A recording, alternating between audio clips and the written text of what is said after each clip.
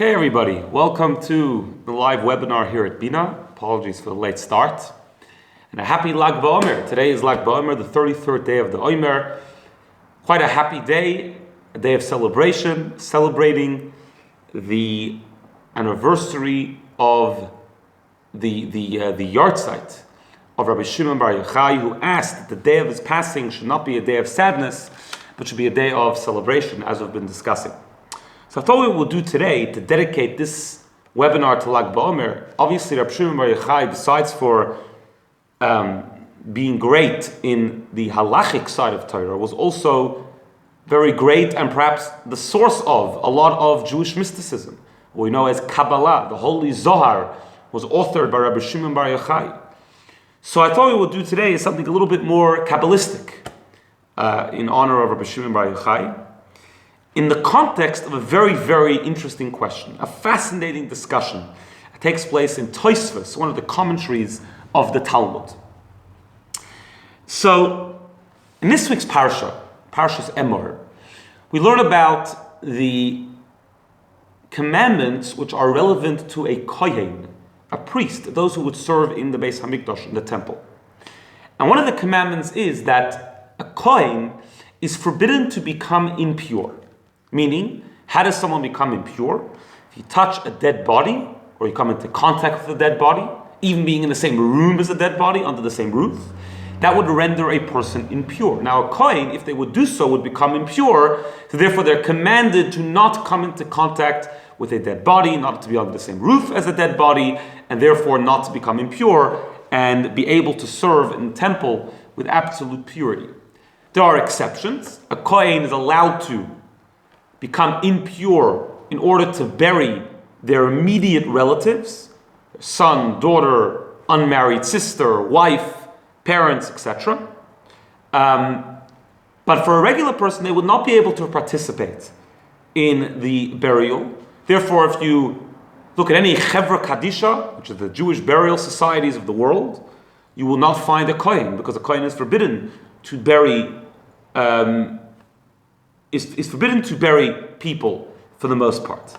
That's why you'll see Kohanim try to stay away from cemeteries. If they do go to a cemetery, they'll try to stay away 4 amas away from a kever. That's why if you go to the Chevra Kadisha, many places, many funeral parlors, Jewish ones, will have a special Kohen room, which is a separate room so they don't come under the same roof as the dead body. The Kohen Gadol, the high priest, was not only forbidden to bury everybody, was even forbidden to bury his immediate family.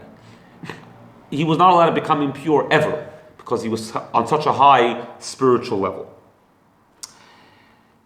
It's a fascinating question that's brought down, and it goes like this. In the verse, it says that Elokeichem kohenu, which means that God is like a kohen. Meaning, God is like a higher level of holiness, so to speak. Just like a kohen is a higher level of holiness. So to God is obviously the ultimate kohen, the ultimate holiness, the ultimate level of holiness. If that's the case, we know that anything that God commands us to do, He keeps Himself. Like there's a famous Gemara, it says that just like God commands us to put on tefillin, He puts on tefillin also. Obviously, it means in a spiritual context. But whatever the case is, God keeps the mitzvahs as well. If that's the case, the question is, we know that Moshe Rabbeinu, when he passed away, no one buried him. Who buried him? It says that God buried him. How is God allowed to bury Moshe Rabbeinu? If God is a kohen, so to speak, and a kohen is not allowed to do burials, so how is God allowed to bury Moshe Rabbeinu? So Tosfos, commentary on the Gemara, explains like this. The reason why it's not a question is because we, the Jewish people, are God's children. And therefore, just like a kohen is allowed to bury his own children, so too, God was allowed to bury Moshe Rabbeinu. The issue with that answer, is that God is obviously not only a regular kohen, so to speak, He would be the Kohen Gadol, the high priest, the holiest kohen of all. And a high priest is not even allowed to bury his immediate family. So how is God allowed to bury Moshe Rabbeinu? The Marsha, who's a commentary on Tosfos, he explains as follows. He says that to God, impurity is just not possible. Meaning that God is like a Kohen Gadol. True, a Kohen Gadol can never become impure. Down here, that means that he's not allowed to participate in the burial, because if he would become impure. But God is not connected to the whole concept of impurity to begin with, and therefore, even if he does come into contact with a dead body, he will not become impure. So therefore, he is allowed to do that because he doesn't end up becoming impure as a result. To explain this in more Kabbalistic terms, in a more of a deeper way, it's explained in Hasidic writings as follows. Many times in Kabbalah, it brings analogies for godly things from very physical things. So for example, we know in Kabbalah it explains that God has 10 spheres, 10 attributes, so to speak. 3 intellectual, 7 emotional. We also have those attributes. 3 intellectual, 7 emotional, known as Chochma, Bina, Das, Chesed, Gvura, and Tiferet. So for example, let's take Chesed and Gvura. Chesed and Gvura is kindness, Gvura is severity, strictness, discipline. Now, what does that mean when we say that God has Chesed and God has Gvura? It doesn't mean like we know Chesed and Gvura. It obviously means in a very spiritual level, the concept of Chesed, the concept of giving represents God being revealed, let's say, and the concept of Gvura, discipline, represents God holding himself back, the concept of what's known in Kabbalah as Tzimtzum, which means concealment. So they mean very lofty spiritual things. In Kabbalah, however, it brings analogies so we can understand those concepts from very physical things. So for example, an analogy for Chesed would be water. Why? Just like water flows downwards, so to the concept of Chesed is giving downwards, revealing yourself to somebody lower. Gevura, just like Gevura means to go upwards, to hide yourself, so fire is an analogy for Gvura because fire goes upwards.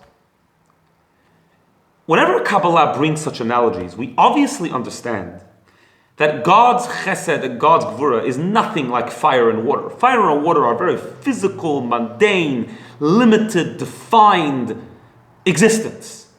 God is unlimited, undefined, spiritual, higher than spiritual, whatever the case is, definitely not physical. And therefore, when we say fire and water is an analogy for God's Chesed and Gvura, we don't mean that God's Chesed and Gvura looks like fire and water. What we mean is that there is an aspect, there's a detail of fire and water which can give us a little understanding of what Chesed and Gvura are all about. And the truth is even more than that. It's not only an analogy. The truth is the existence of fire and water evolved, so to speak, from God's Chesed and Gvura. But it's through a very long process of going lower and lower and lower until you come into a physical world, that God's Chesed and Gvura in a physical world looks like fire and water. But obviously we understand that the real reality of Chesed and Gvura is something way higher, infinitely higher than the limited, mundane, physical existence of fire and water.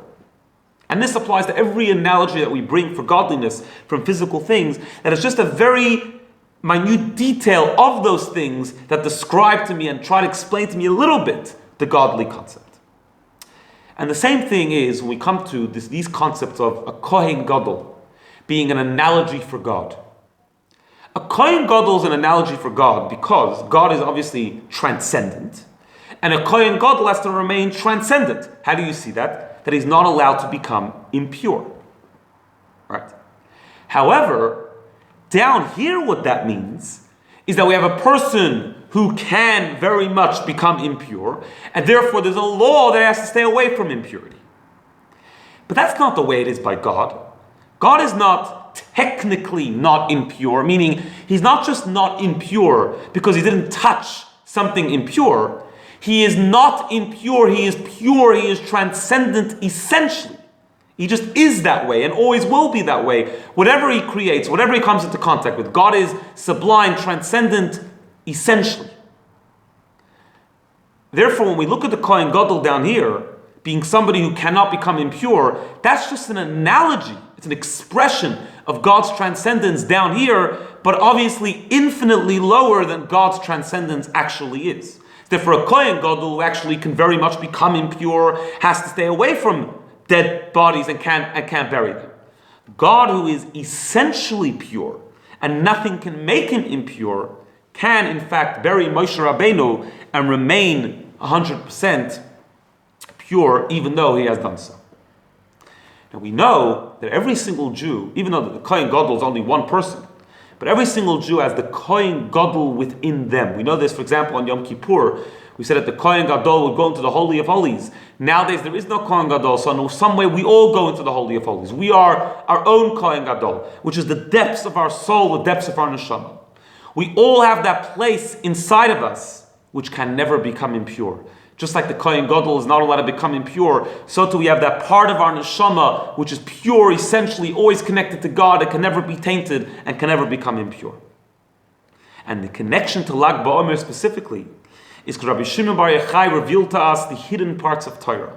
And it says in many sources that the hidden parts of Torah have the power to reveal the hidden parts of our neshama, the hidden parts of our soul. And therefore on Lag BaOmer, when we connect to this energy, the hidden secrets of the Torah, we have the power to reveal the hidden parts of our soul, therefore accessing the Kohen Gadol within us, the part of us that can never become impure no matter what happens. Have a wonderful day.